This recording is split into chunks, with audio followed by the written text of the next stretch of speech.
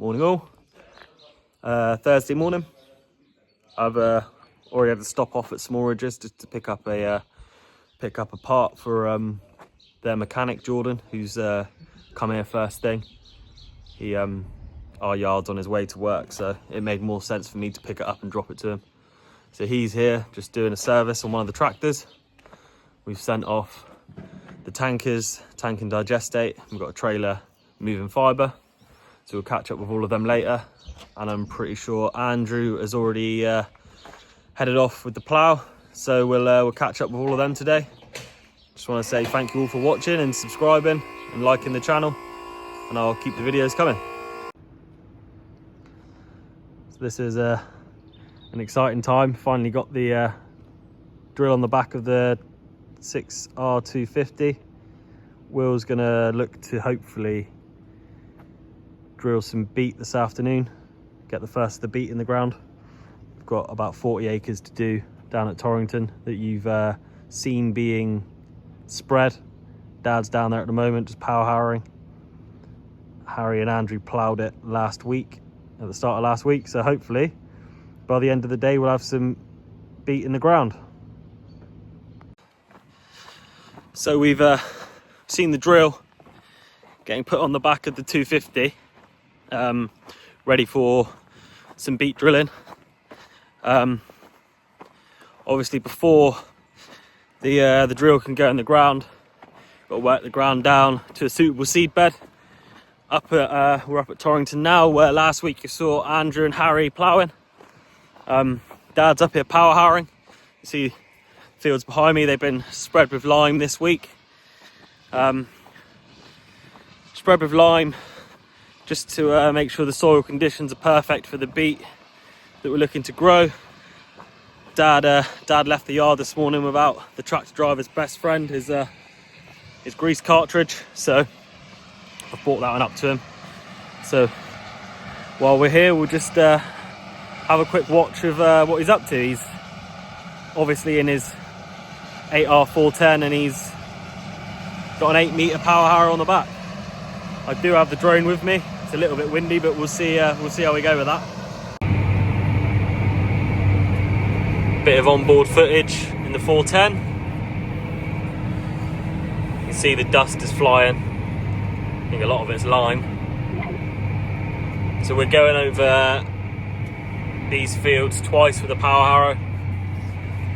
Still a bit rough after one pass, and as it's going to be quite early for drilling beet, we'll get it done twice, make sure the seed bed's perfect before the beet goes in this afternoon, or starts to go in this afternoon.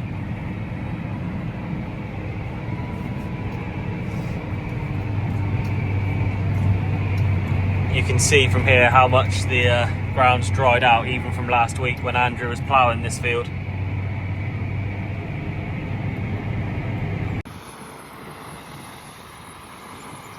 Dad's just got out to check what he's doing and whether he's happy with it. You can see the difference here between one pass and then the next pass, but he's still not completely satisfied that it's broken it up enough. He thinks it's probably a little bit too dry.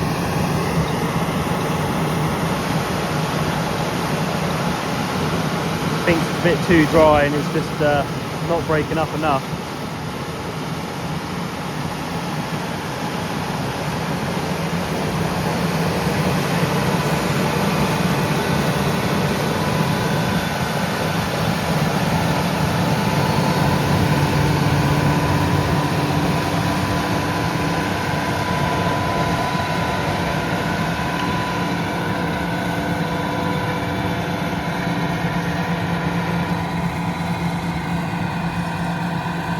You can see there it's breaking up quite nicely now. He's just decided that he's going to go a bit slower, just give the machine a better chance of smashing it up.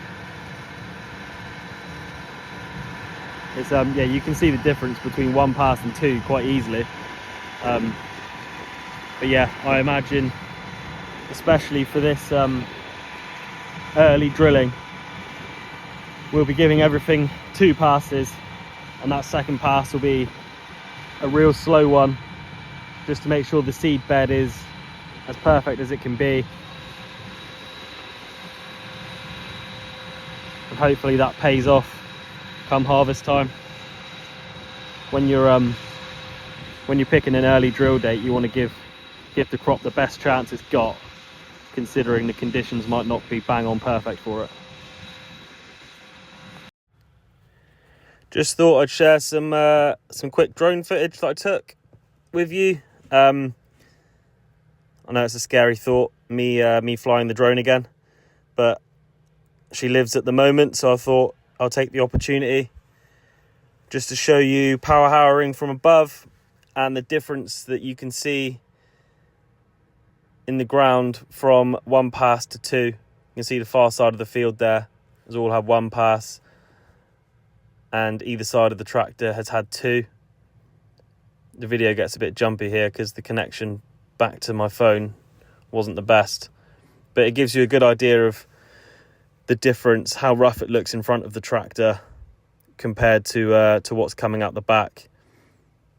And yeah, the fact that the soil becomes so much smoother, so much finer, all the clumps are broken up, and as I mentioned before, it gives the crop the best chance of germination, the best conditions to grow in.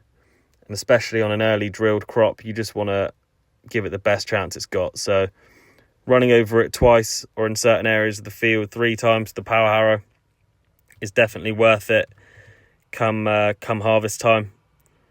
And I know that we've seen the benefit in previous years on beet crops and maize crops, in, if you aren't quite sure whether the conditions are quite right, running over it again with a power harrow and making sure that you're looking after your crop as you should before it's even gone in the ground. You can see me there in the corner of the field, deep in concentration, trying not to crash. So yeah, just from the side, a good view of the 8R410 and the 8 metre power harrow. As I mentioned, it's a Kuhn Power harrow. We both power harrows we run are Kuhn, and we've always got on with them. They've done a good job, which is why early last year, when we did replace a 6 metre, we replaced it with another Kuhn, and we got that 7 metre that you've seen Harry using.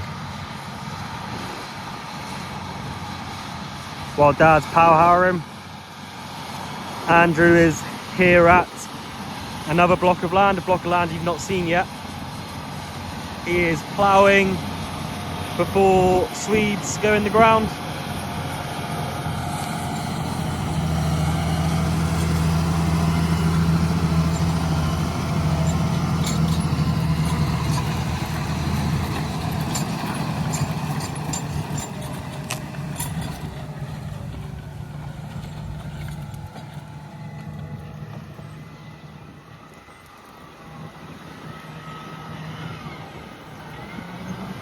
See, he's got the 6 furrow Kuhn.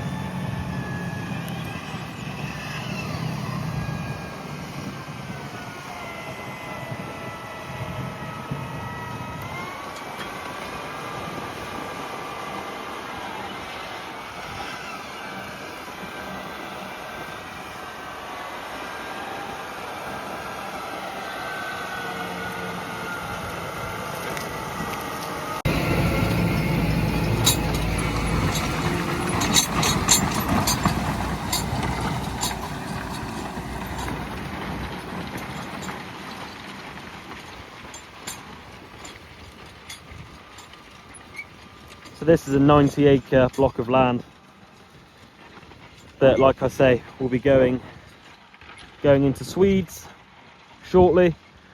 So Andrew's just up here starting the groundworks.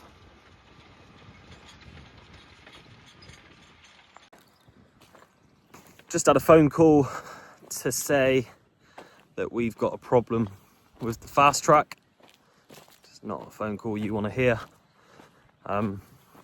Not sure how serious that one is yet, but it's on the way back to the office. So I'll stop in there and see what the problem is.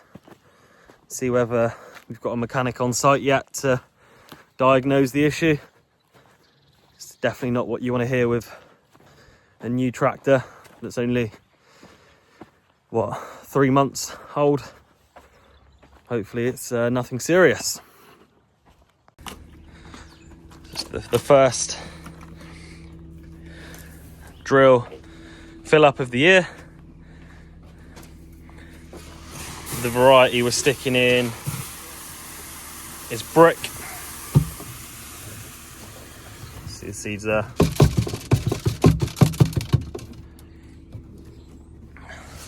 So each individual hopper is getting 2 boxes for now for this afternoon's drilling. Currently we've got about 1.5 fields ready so far, but Will's gonna head down now and start, because superstition means Dad will never start a job on a Friday, so drilling for the season can't start on a Friday, so it's got to start Thursday afternoon. So Will's going to head down and get a couple of fields done this evening.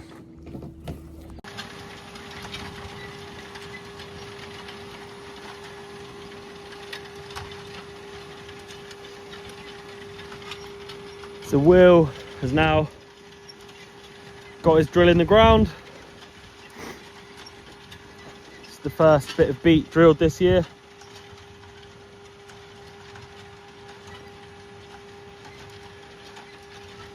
At the moment we've got this field and then the next field over ready. We've got 2 power harrows down here working on the next fields.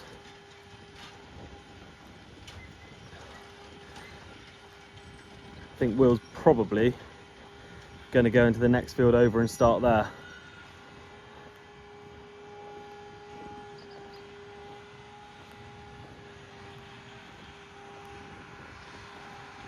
That shows you what I know, because I think he's now going to carry on down this headland.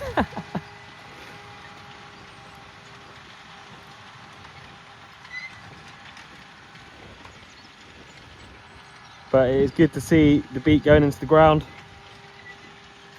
There's still, at the moment, some decent moisture just under the surface, so while that's there, it'd be good to get the seed in the ground, get the seed cracked and start the plant germinating, and hopefully in the next few weeks we get a little bit of rain, because the long-term forecast really doesn't suggest that we're going to. But that's me being a typical farmer, because when it's dry you want rain, and when it's raining you want it to be dry.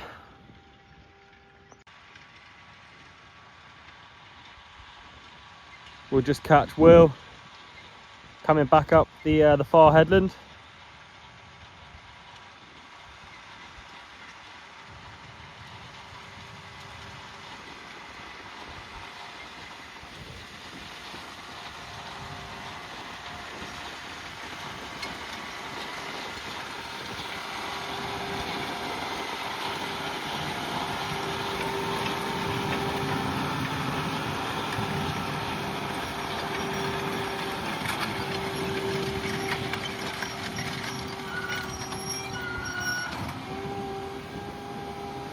Again, those of you that have watched the machinery tour video, you'll know that we've got 3 maize drills, two main ones that we've used previously, and then one that will fit on the back of the Focus as well. And we run Horsch drills, one set up on 50 centimetre spacing and one on 75. So the Beet's drilled at 50 centimetre spacings. We're currently drilling 50,000 seeds an acre. And And as you saw earlier, the variety that's going into this block is called brick.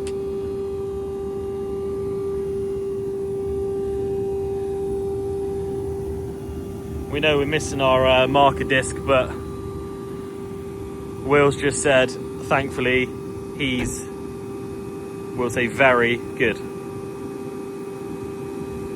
So you can cope without it for now. You could probably guess the word he said wasn't very either.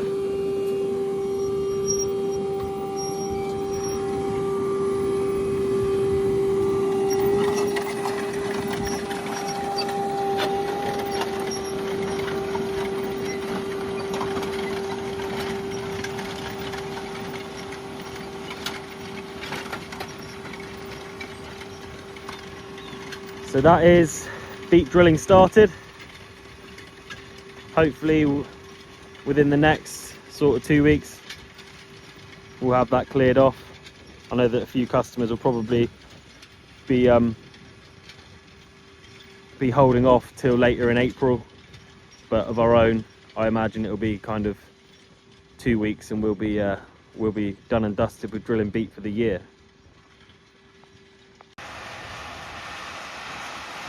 And while that drilling goes on, we've got 2 power harrows up here working. I mentioned earlier that Dad said he wanted to go over the ground twice, so we've got the second power harrow up here working the ground once.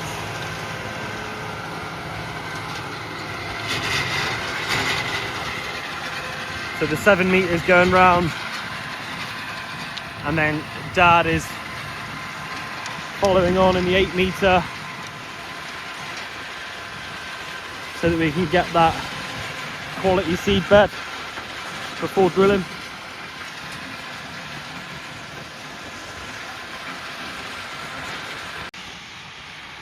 I've just realised that I've lied to you all. They are actually working separate fields.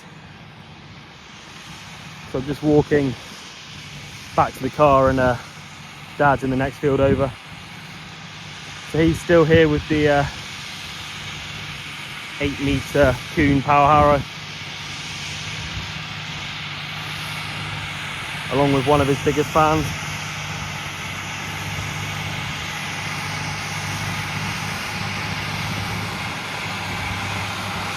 So you can see from this field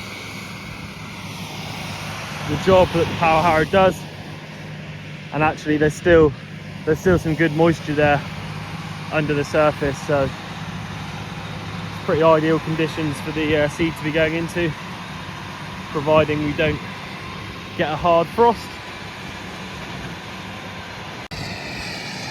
So that'll be all for today's video. Just making sure I don't get run over. Yeah, so power harrowing started and drilling started, along with a bit of ploughing. It's mainly what's been going on today. But yeah, it's going to be all systems go now. With beet going in the ground, that means that not long after we'll start on maize drilling. I would imagine in the next 2 weeks, looking at the forecast, we'll start to get some maize in the ground. The nights aren't going to be as cold by the looks of things, and the soil temperature should be where it needs to be. So providing April's forecast stays as they say, that should be what we've got in store for you coming up. Thank you very much for continuing to watch the videos, and I'll keep them coming. Like and subscribe if you want to, and I'll see you in the morning. Cheers.